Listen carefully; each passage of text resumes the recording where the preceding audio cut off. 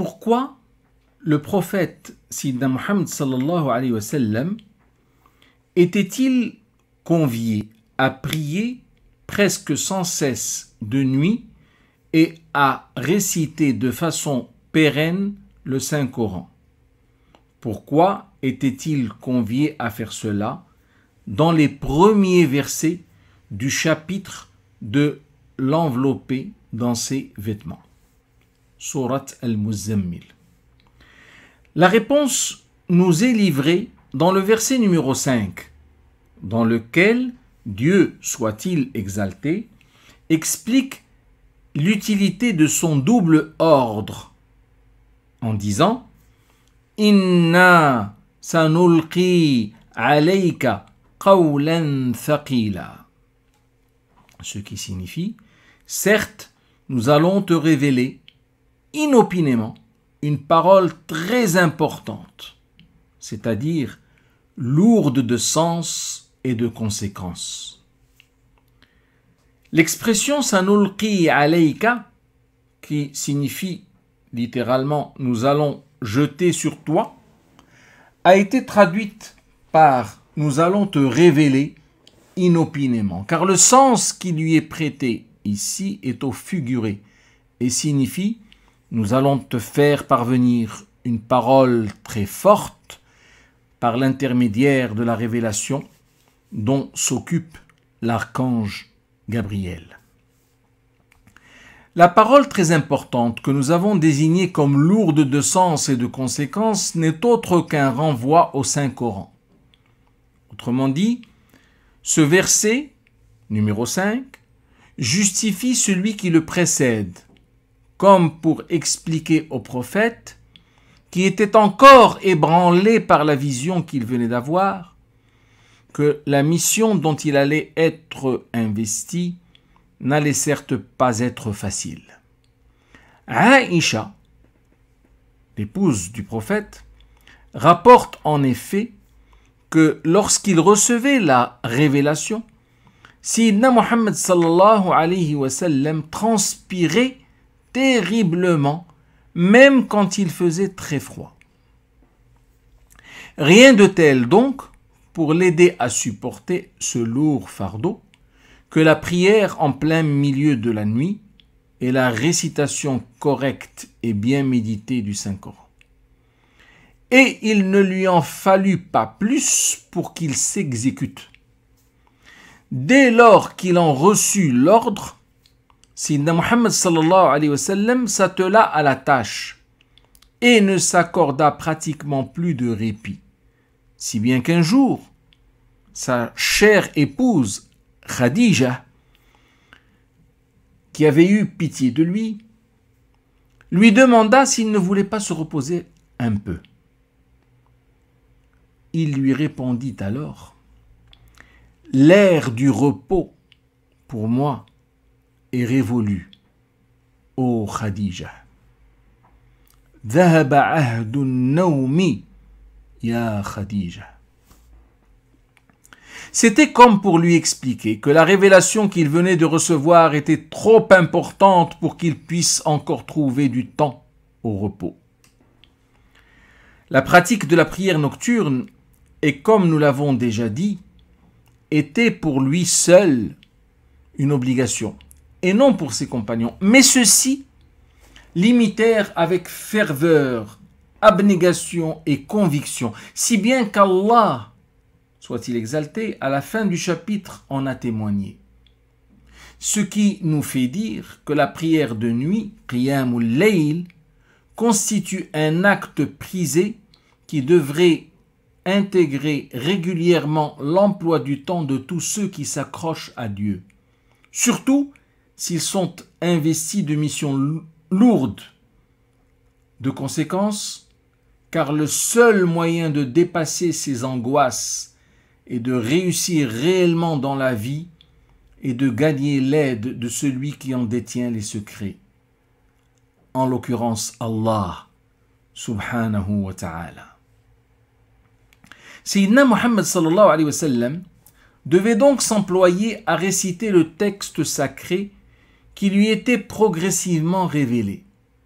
Sa récitation devait être lente et intelligible afin que son apprentissage par cœur lui soit facilité et qu'il arrive, en se concentrant, à mieux assimiler le sens de ces versets, car là en est la réelle finalité.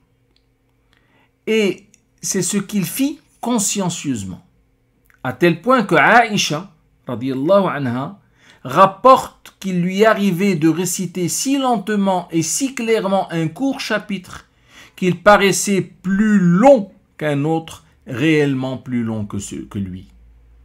Naturellement, l'ordre qui lui fut donné fut justifié.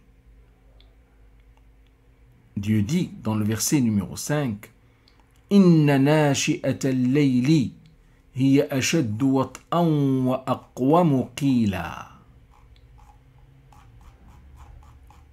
Ce qui signifie, certes, la prière de nuit est encore plus efficace, c'est-à-dire qu'elle a encore plus d'impact et est plus propice à rendre le discours plus ferme et plus juste.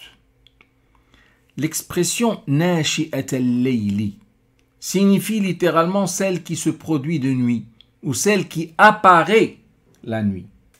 Ici, cette expression désigne de toute évidence la prière de nuit dont il est question depuis le tout début du chapitre. Autrement dit, la prière et l'activité pieuse de nuit permettent à quiconque les pratique de s'élever encore mieux spirituellement. La question qui se pose toutefois est pourquoi pendant la nuit et pas le jour? C'est tout simplement parce que la nuit est le moment où a priori tout le monde dort, le calme règne plutôt en maître et la concentration est plus facile à obtenir. Il est donc plus simple de lire et de réciter correctement les versets du Coran et de mieux en assimiler les obligations la nuit, alors que les diverses occupations de la journée entravent de facto, ne serait-ce que de façon partielle, cette opération.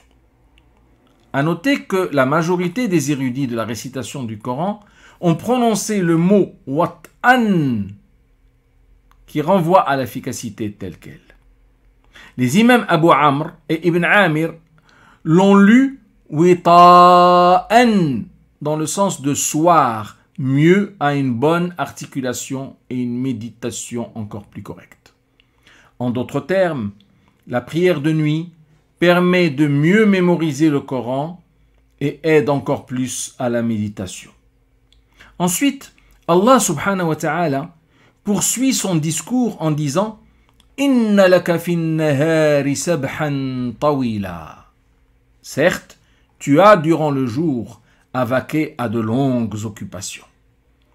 Le mot sabhan, qui renvoie aux longues occupations, peut également signifier de longues vacances, comme pour dire tu as durant la journée le temps nécessaire pour vaquer à tes occupations personnelles et donc l'obligeance de consacrer la nuit à ta spiritualité. C'est là l'exégèse proposée par Ibn Abbas et Ibn Zayd.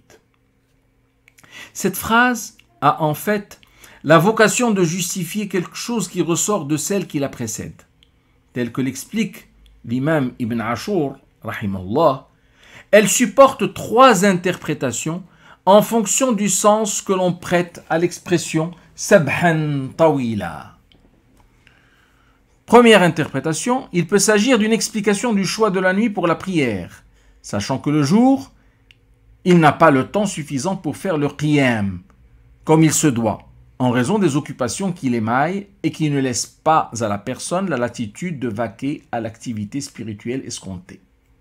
La deuxième interprétation est qu'il peut s'agir aussi d'une manière de lui montrer de la compassion en lui faisant comprendre que Dieu sait bien que le qiyam risque de retentir sur son activité de jour, mais que ce n'est finalement pas si grave puisqu'il pourra toujours consacrer un moment de repos le matin à la récupération. Troisième interprétation, il peut s'agir enfin d'une manière de l'inviter à se rattraper le jour lorsque le qiyam lui échappe la nuit. Ce serait tout comme s'il lui était dit « Si tu pries moins de la moitié de la nuit, essaie de te rattraper de jour quand tu trouves un moment pour la prière et la récitation. Il est d'ailleurs bien établi que le prophète ne manquait jamais de prier également durant la journée. Ces trois interprétations sont sûrement différentes, mais elles n'en demeurent pas moins complémentaires, démontrant combien le choix de l'expression subhan tawila est judicieux. Sauf que les occupations auxquelles il est fait allusion ne devraient pas faire oublier la mention de Dieu, dhikrullah, qui doit être de mise de nuit comme de jour à tout moment, même en dehors des moments de la prière. Car tout compte fait, Allah reste le seul maître méritant d'être consacré en protecteur de l'univers et a fortiori de l'être humain qui reste par définition faible par lui-même, quoi qu'il fasse.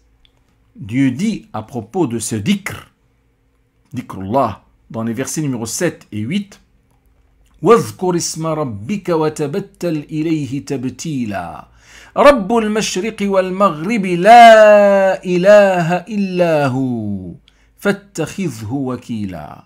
Ce qui signifie et mentionne le nom de ton Seigneur et consacre-toi totalement à lui, le Seigneur du levant et du couchant, point d'autre divinité que lui, prends-le donc comme protecteur, c'est-à-dire comme tuteur.